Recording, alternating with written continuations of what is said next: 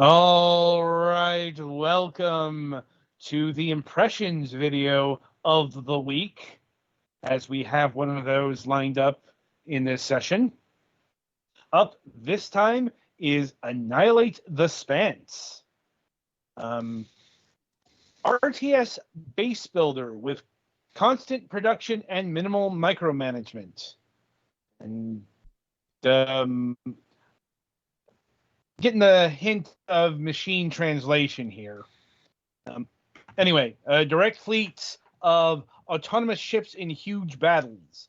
Features a single-player story campaign with 3 distinct playable factions and many sub-factions, and a full-level editor. Test your abilities in the shifting tides of the Spance. Now, Galax, I believe you told us that Spance is their shorthand for expanse. Yeah, it's just like a name for a section of space that is contested and has resources and shit. I could see that.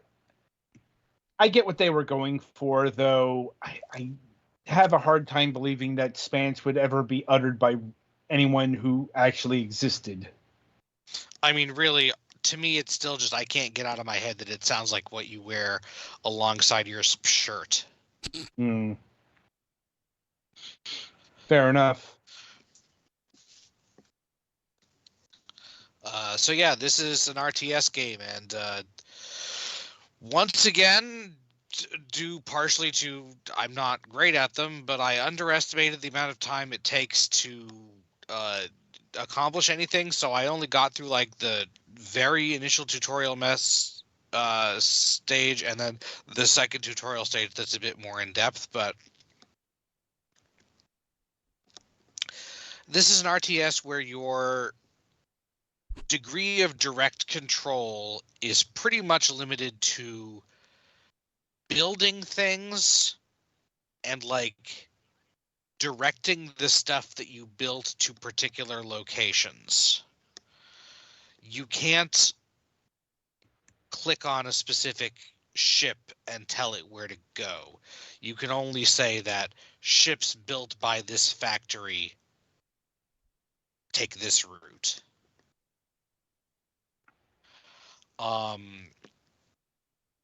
So as is usual, you have multiple different resources that are required to build things. You have matter, energy, and logistics, of which matter and energy, you can build things that gain it passively. Logistics, there's a computer core thing that increases your logistics, but I found it a little bit unreliable, or I shouldn't say unreliable, but hard to figure out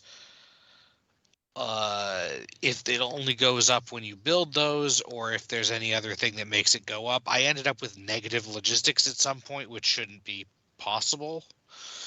I don't know if something got blown up or what. So yeah, the controls are complicated, as you would probably expect from an RTS. There are like 3 or 4 different ways of moving the screen around, including WASD to slide it. Like to change the tilt, you have to like click and drag with the scroll wheel, and then to change your altitude, you have to hold control and scroll with the scroll wheel. And you can like group select things to either with a click and drag box to make a whole bunch of things change at once, or usually used for like synchronizing them, because otherwise they're on a cycle based on when you built them. Or you can double click and like a group of the same thing in the same area will select itself. I was not entirely sure what defines what is and isn't included in the group, but whatever. But yeah, you don't have when they say limited micromanaging, what that really means is that you have very little fine control over the stuff you build. You build the facilities, but then like the actual ships that do the fighting, aside from setting waypoints, they're all automated. And the waypoint setting is a little bit weird.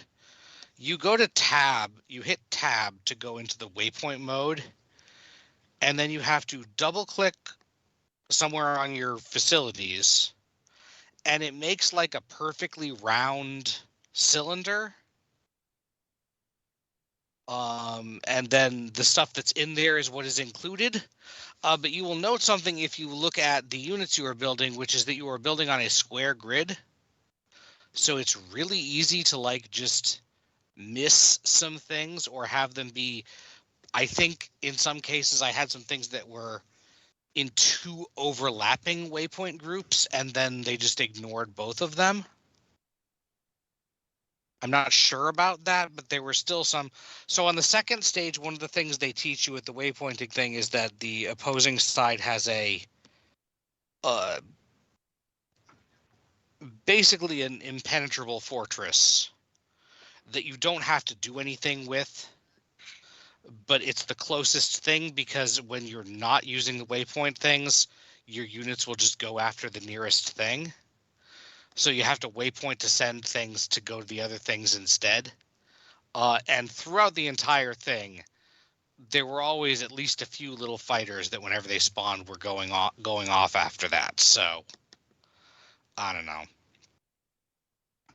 Also, at least for the tutorial things, there are what extenders or something where you have to build, like the area you build initially is constrained to a certain radius around your control unit. And then I didn't get to any of the stages where you can build things to expand that, but I know that they exist. There's a big old resource that describes all the different attributes of the things that you can build and like how the things that they build or interact with other things. Because also like there are at least 3 different sizes of factory: small, medium, and large, or yard, that produce ships, not including the mining yard that's different, that build ships that are only good for mining. But then each one of those yards you can right click on and make them produce a few different types of ship that are good at different things. Like things have the strategy stats of like hit points and energy and armor or something. And the only way to deal with armored things is to have armor piercing weapons or to have things that increase their heat, because when heat gets high enough, it decreases armor. And frankly, it was all kind of complicated and I tried tweaking it a bit, but ultimately until the end, I didn't even look at the opponents that much because I was busy trying to figure out what resources I needed to build stuff, and it's going to take a while probably to get used to figuring out the optimal formations of things. Like in retrospect, if I was starting again with that stage or on the next one, I would probably try and build my yards in a shape that's easier to set up with, like not in perfect squares, but like a 4x4 plus shape, like a 4x4 with the corners off or something like that, or whatever size it turns out to be best to make the waypoint system work better. So yeah, as expected for a space RTS, there's a lot of complicated stuff.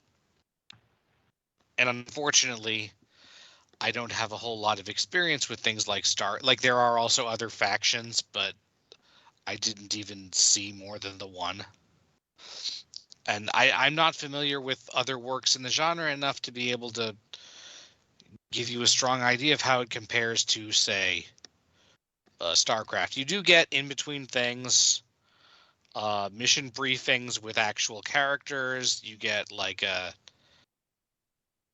2D image of the person you're talking to, or at least that's what it was now. I understand there are some AI assets in this game, and I'm not thrilled with that, but whatever it was, it wasn't like super distracting. Well, and And they those did might be mention on the placeholders. Steam page Yeah. that the AI Placeholder assets... character art. Okay, so yeah. Who knows what that'll be eventually. To be replaced as funding allows, according to the devs. Uh-huh. So yeah, that, and also warning, because again this is an early access, but one of the or a couple of the more recent patch note update things say that there is a memory leak that can lead to crashing on that does not occur reliably but can occur. So watch out for that if you want to try it out. Also, apparently the demo has some sort of bug that caused it to crash on start for me. Yeah, so who knows? So yeah, that's like, I don't know. Apparently you can do this a lot faster than I ever did on some of these, but I feel like you have to have a much better idea of how things work than I do in terms of, since you don't have direct control, you got to know how your things want to think, I guess. I don't know. I don't think it's like bad necessarily, but it seems workmanlike. It's like not outstanding quality, I guess.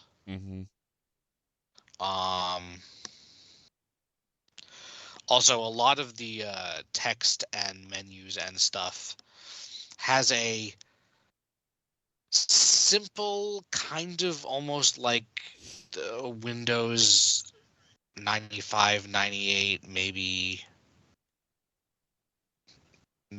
like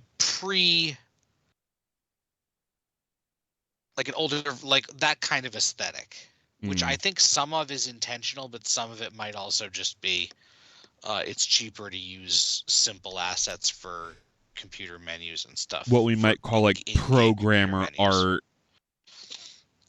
Maybe something like that. So yeah. Yeah, that's more or less what I've got. Oh, it may also have been crashing. I don't know. I was able to get it into a windowed mode with Alt-Enter, and then you have to go through a bit before you can get to the menu that lets you change that. So it may have just not liked your ultra-wide. I don't know. Yeah, that's possible. Anyway, so yeah, if you want a game where you eventually get to build, and there's also like a level creator and a bunch of other stuff, so there's certainly plenty here. But I can't say that any of it is super amazing to me. Right. But it is, it's kind of neat. And again, someone else who's played more space RTSs than me could probably have more useful to say about it, how it follows or doesn't the various conventions of the genre. What are we looking at price-wise, Adam? Well, before we get into that, we do have to cover a few other things, as in what is the state of early access, and according to this, it's actually fairly early, because the early access period is charted to be going until the end of 2026. So this has got a while yet in early access. And what might be what are they adding? We hope to provide you with completion of the single-player campaign's remaining chapters. I believe, it's got 2 fully playable main factions. They hope to provide the third one. Further functionality of the level editor and tools for user-made custom maps and campaigns. So there's still a lot of content to be added here. Mm-hmm. And the going price right now is actually fairly steep at $30. I will say Moreover, this did not feel like a $30 game when I was playing it, but again, I don't know a whole lot about RTSs. moreover, in terms of price fluctuations, the price of the game will be consistent throughout early access. Upon the release, the game's price will increase. So that is also worth taking into account. How big of a jump? Hard to say, but if this thing is starting out at $30, it's not unreasonable to assume that this could jump from anywhere from $40 to $60. Mm. Like I said, this is what happens when you don't really define your increase terms. Yeah, this doesn't feel that much like a AA game to me. This still feels like an indie RTS rather than a Right. $60 game. But that's my opinion. Well, I mean, it's your review, so it's your opinion we're going with. Mm. So, anything else?